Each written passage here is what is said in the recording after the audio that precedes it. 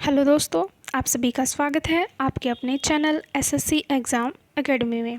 तो दोस्तों, आज मैं क्वेश्चंस जो लेकर आई हूँ, आज जो सीरीज़ लेकर आई हूँ उसको बिना स्किप करे देखिएगा ताकि आपकी हेल्प हो सके। और जो भी इन्फॉर्मेशन मैं आपको दूँगी वो अच्छे से नोट डाउन कीजिए, अच्छे से उनको रिवाइज़ कीजिए, पढ़िए और ताकि आप ज़्यादा से ज़्यादा नॉलेज गेन कर पाएँ और आपके एग्ज़ाम में वो हेल्पफुल रहें। और दोस्तों, आपको क्वेश्चन अच्छे लगे, आपको वीडियो अच्छे लगे तो वीडियो को लाइक ज़रूर कीजिएगा और अपने दोस्तों के साथ शेयर कीजिएगा ताकि उनकी भी हेल्प हो सके। तो चलिए स्टार्ट करते हैं आज की वीडियो। तो जो हमारा सबसे पहला क्वेश्चन है वो है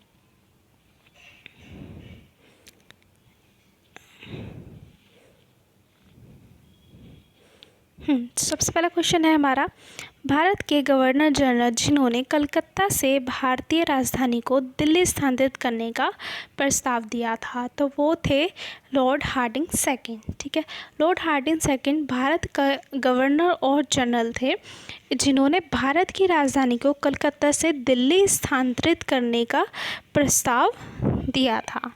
ठीक है, सेकंड क्वेश्चन है, कांग्रेस ने किस तिथि को सारे भारत में पूर्ण स्वाधीनता दिवस मनाया? तो मनाया था 26 जनवरी 1930 को।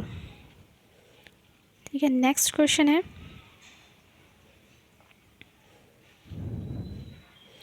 उच्च न्यायालय के न्यायाधीशों के वेतन एवं भत्तों का भुगतान किसके द्वारा किया जाता है? तो ये किया जाता है राज्य की संचित निधि से।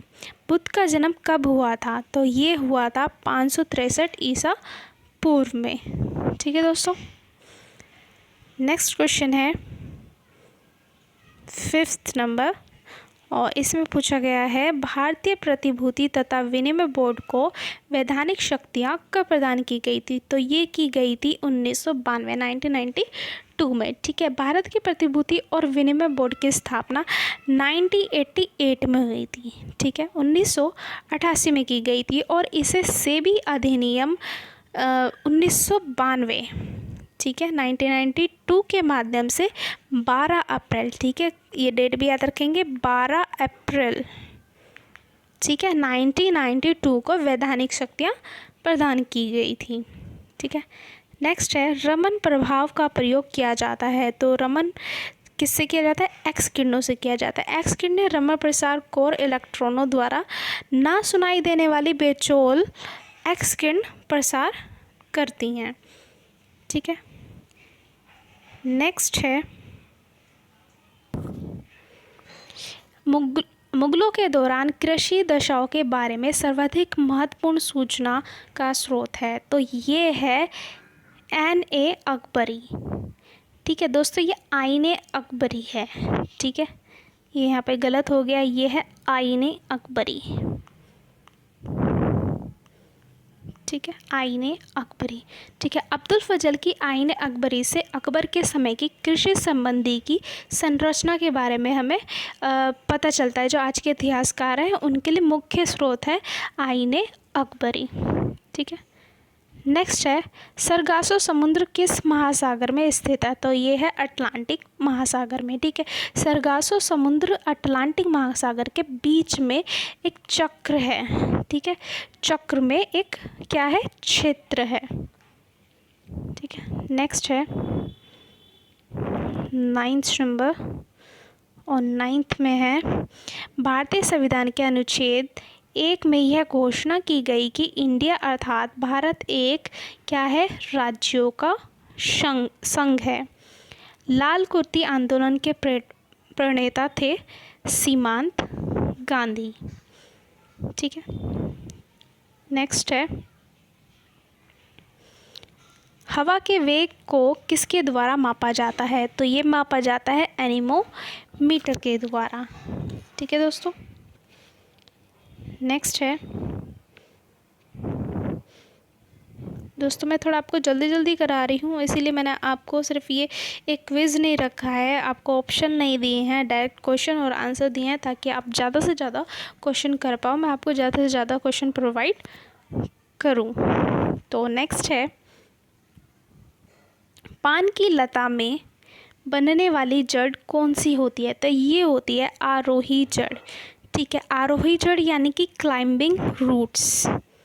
क्या होती हैं? आरोही जड़, क्लाइंबिंग रूट्स होती हैं।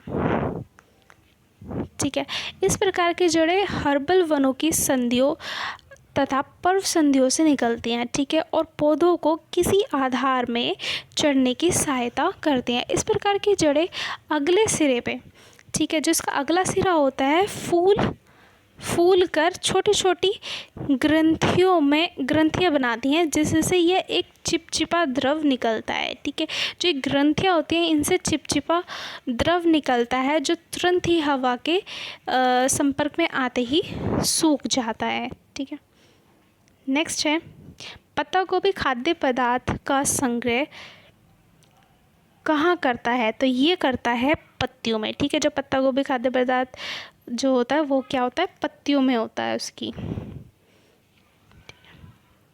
नेक्स्ट है, प्याज के खाद्य भाग हैं तो वो है तना। ठीक है, आप सभी जानते हैं प्याज एक वनस्पति है जिसका कंद सब्जी के रूप में प्रयोग किया जाता है। ठीक है, और आपसे पूछ लिया जाए कि भारत में सबसे ज़्यादा प्याज कहाँ होती है? तो महाराष्ट्र में। ठीक है,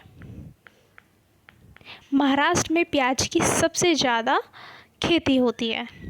ठीक, नेक्स्ट है, विश्व का सबसे बड़ा लिखित एवं संवैधानिक व्यापक संविधान किस देश का है? तो वो है हमारे भारत का। ठीक है, विश्व का सबसे बड़ा लिखित एवं सर्वाधिक व्यापक संविधान भारत का है। ये 26 नवंबर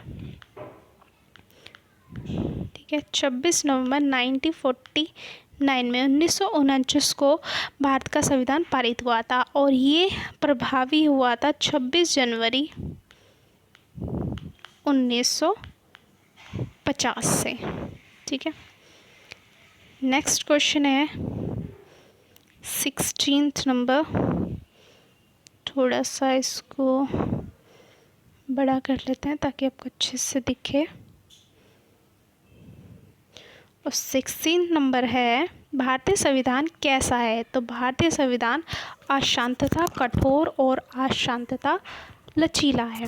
ठीक है, नेक्स्ट है, भारत एक धर्मनिरपेक्ष देश है। इसका तात्पर्य है उसका राज्य स्तर पर कोई धर्म नहीं है। ठीक है, भारत एक धर्मनिरपेक्ष राज्य है। इसका तात्पर्य यह है कि उसका राज्य स्तर पर कोई धर्म नहीं है। ठीक है, नेक्स्ट है, भारतवर्ष का प्रथम हाइडल पावर कौन सा है? तो वो है कर्नाटक स्थित शिवा सुंदरम। ठीक है, भारतवर्ष का प्रथम हाइडल पावर प्रोजेक्ट कर्नाटक स्थित शिवा सुंदरम है। ठीक है, और कर्नाटक में कावेरी के शिवा सुंदरम जलप्रपात के निकट 5.4, ठीक है, याद रखेंगे 5.4 मेगावाट पन बिजली उत्पन्न की गई, जो भारत का प्रथम पन बिजली केंद्र था। ठीक है, और ये अमेरिका के जनरल इलेक्ट्रिक द्वारा स्थापित किया गया था और इसकी शुरुआत की गई थी 1902 में। ठीक, नेक्स्ट है, कैगा परमाणु विद्युत संयंत्र कहाँ स्थित है? तो ये है कर्नाटक में। ठीक है, भारतीय नाभिकीय विद्युत निगम लिमिटेड भारत का एक नाभिकीय विद्युत संयंत्र है जो कर्नाटक के उत्तर कन्नड़ जिले में कैगा नामक स्थान पर काली नदी के किनारे निर्मित है और ये सन 2000 से कार्यरत है और इसका संचालन भारतीय नाभिकीय विद्युत निगम लिमिटेड के द्वारा किया जाता है। ठीक है, नेक्स्ट है,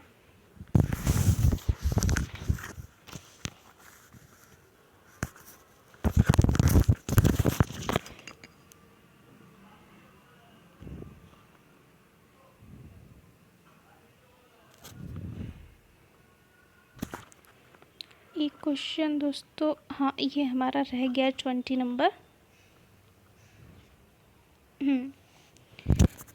कलपक्कम परमाणु उपक्रम स्थित है, तो ये है तमिलनाडु में। ठीक है, कलपक्कम भारत के तमिलनाडु राज्य के कंचीपुरम जिले में स्थित है और यह क्या है? एक शहर है। ठीक है, इंदिरा गांधी परमाणु अनुसंधान केंद्र भारत के प्रमुख अनुसंधान केंद्रों में से एक है।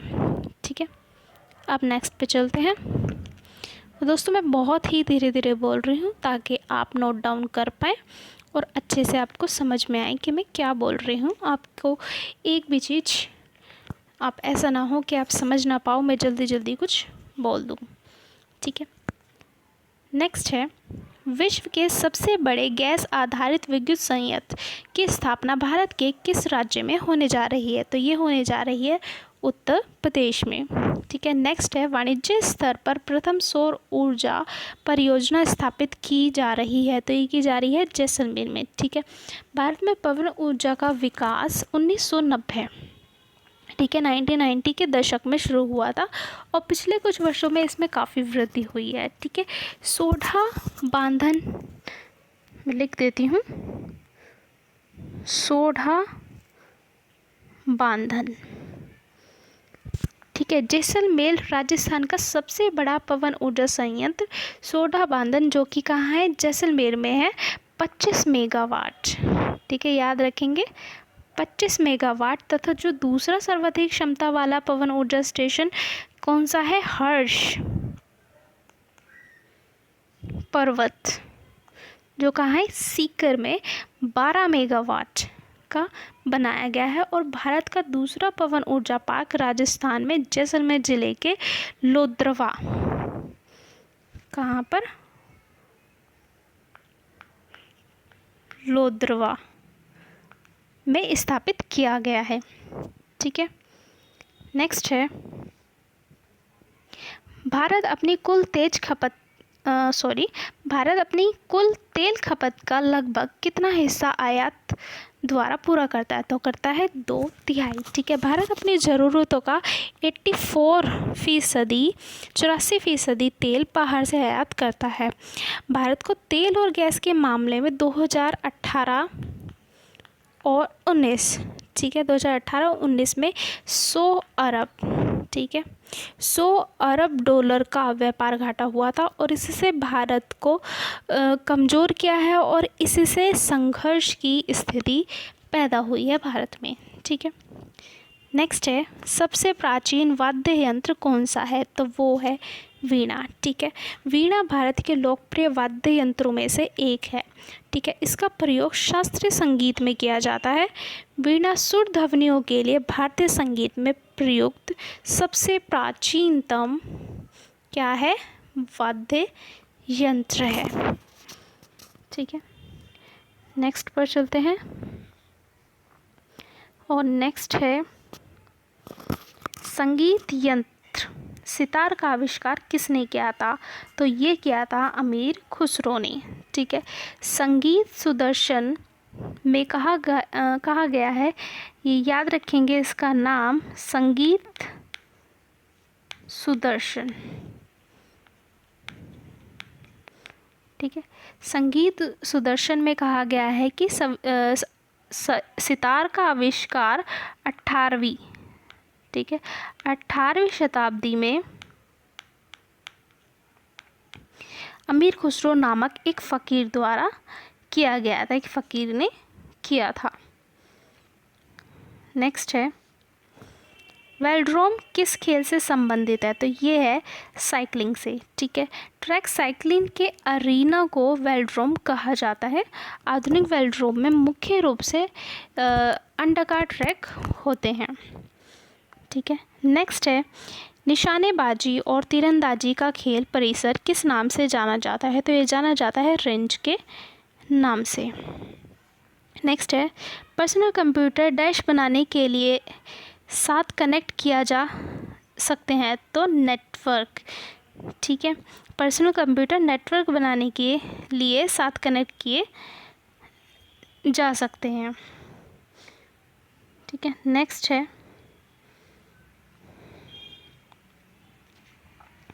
29 और 29 में पूछा गया है, स्थानीय क्षेत्र नेटवर्किंग लैन किसके लिए उपयोगी है? तो ये है व्यापारियों के लिए, ठीक है। देश में पहली बार दूरदर्शन में रंगीन कार्यक्रमों का प्रसारण कब हुआ?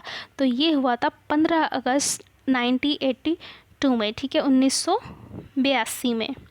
ठीक है, आपसे पूरी डेट भी पूछी जा सकती है और सिर्फ आपसे ईयर भी पूछा जा सकता है। ठीक है, तो आपको दोनों चीज़ याद करनी है।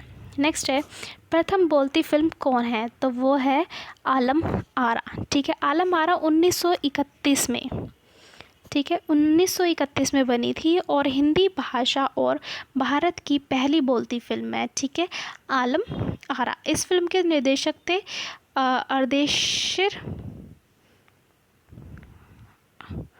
अर्देशिर ईरानी।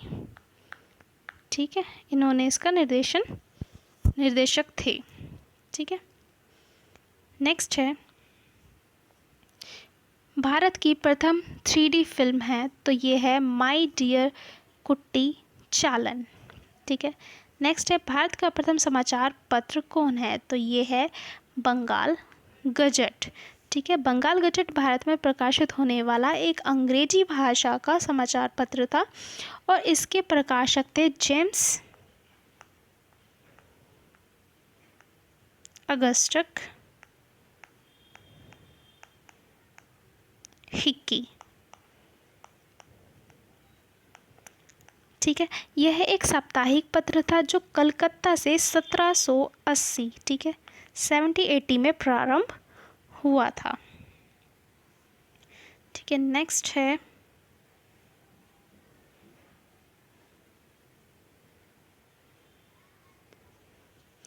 फिल्म फेयर अवार्ड 2021 में किसे बेस्ट अभिनेत्री का अवार्ड दिया गया है? तो ये दिया गया है तापसी पन्नू को। ठीक है, 66वें फिल्म फेयर अवार्ड का आयोजन 27 मार्च, ठीक है, 27 मार्च 2021 को मुंबई में किया गया। इस सेरेमनी में साल 2020, ठीक है, याद रखेंगे, 2020 में रिलीज़ हुई फिल्मों को सम्मानित किया गया। इसमें तापसी मन्नू, ठीक है, ये जो तापसी मन्नू है, इनको इनकी फिल्म थप्पड़, ठीक है, थप्पड़ के लिए बेस्ट एक्ट्रेस का अवार्ड मिला है और थप्पड़ फिल्म को साथ साथ बेस्ट फिल्म और बेस्ट कहानी और एडिटिंग का अवार्ड भी दिया गया है। ठीक है, नेक्स्ट है, फिल्म फेयर अवार्ड 2021 में किसे बेस्ट अभिनेता का अवार्ड दिया गया है? तो ये दिया गया है इरफान खान को। ठीक है, इन्हें इनकी अंग्रेजी मीडियम, ठीक है, आपने सबने देखी होंगी अंग्रेजी मीडियम फिल्म, ठीक है, अंग्रेजी मीडियम के लिए सर्वश्रेष्ठ अभिनेता का खिताब मिला है और साथ ही इन्हें लाइफ टाइम अचीवमेंट अवार्ड से भी सम्मानित किया गया है। ठीक है, नेक्स्ट है, हाल ही में बनाना फेस्टिवल किस राज्य में आयोजित किया गया है? तो ये किया गया है उत्तर प्रदेश में। ठीक है, उत्तर प्रदेश सरकार ने कुशीनगर में, ठीक है, जगह का नाम भी आपसे पूछ सकते हैं, तो कुशीनगर में, ठीक है, कुशीनगर में एक बनाना फेस्टिवल का आयोजन किया था। नेक्स्ट है, एशिया फुटबॉल परिसंघ महिला एशिया कप 2022 की मेज़बानी कौन करेगा? तो करेगा हमारा भारत, इंडिया। ओके दोस्तों, तो आज का सेशन यहीं ख़त्म होता है और आपको वीडियो अच्छी लगे तो वीडियो को लाइक ज़रूर कीजिएगा और जो भी लोग आज पहली बार हमारे चैनल से जुड़े हैं वो चैनल को सब्सक्राइब करना ना भूलें और प्लीज़ बेल आइकन को भी प्रेस कीजिएगा ताकि आपको सबसे पहले नोटिफिकेशन मिले जो भी वीडियो अपलोड हो और आपसे वो वीडियो स्किप ना हो और आप टाइम पर वीडियो देख पाएँ। ओके दोस्तों, तो हम मिलते हैं हमारे नेक्स्ट सेशन में। Take care, bye.